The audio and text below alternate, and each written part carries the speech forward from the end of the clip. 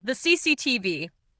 In an old Sogo hotel in Quezon City, there was a story circulating among employees about a specific room, room 207, where strange things happened every midnight.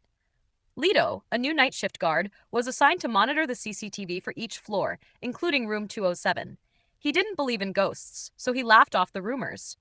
It's nothing, just stories to scare the newbies, Lito told himself as he started his shift. But that night, an unforgettable experience began, a nightmare that would haunt him for the rest of his life. The first glimpse. It was midnight, and everything was quiet on the monitor. But at exactly 12:30 a.m., the CCTV feed for room 207 began to flicker. The signal was going in and out, and each time the screen returned, the image of the room grew clearer, though there was no guest checked in. "What's going on?"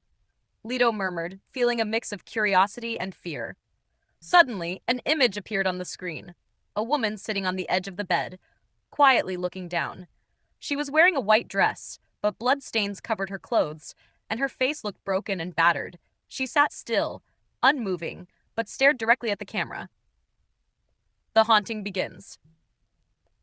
Lito swallowed hard, trying to make sense of what he was seeing. It's probably just a glitch, he told himself.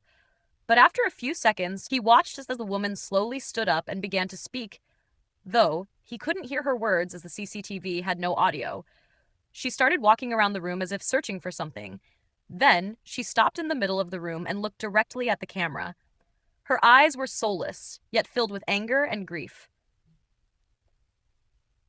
Replaying the past. As the minutes ticked by, Lito saw other figures appearing on the screen. Different people. A man in an old suit, a young boy staring at the floor, and an elderly woman leaning against the wall, looking exhausted and gasping. The people wandered around the room, seeming to repeat the exact motions of their final moments.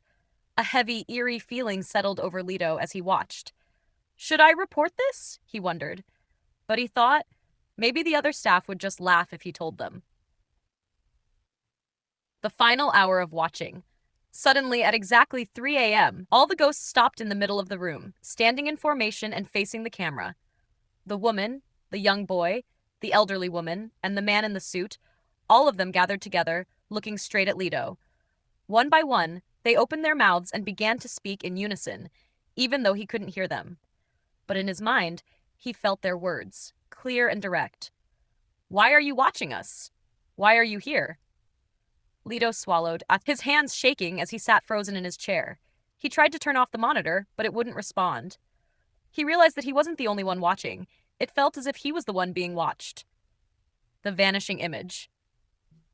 Moments later, the screen went black. Panicked, Lito shouted, "Help! Someone, help me!" But no one heard him. The guardroom was silent, and all he could hear was his own breathing. When the lights came back on, the images were gone. But something remained on his desk, a faded, old photograph.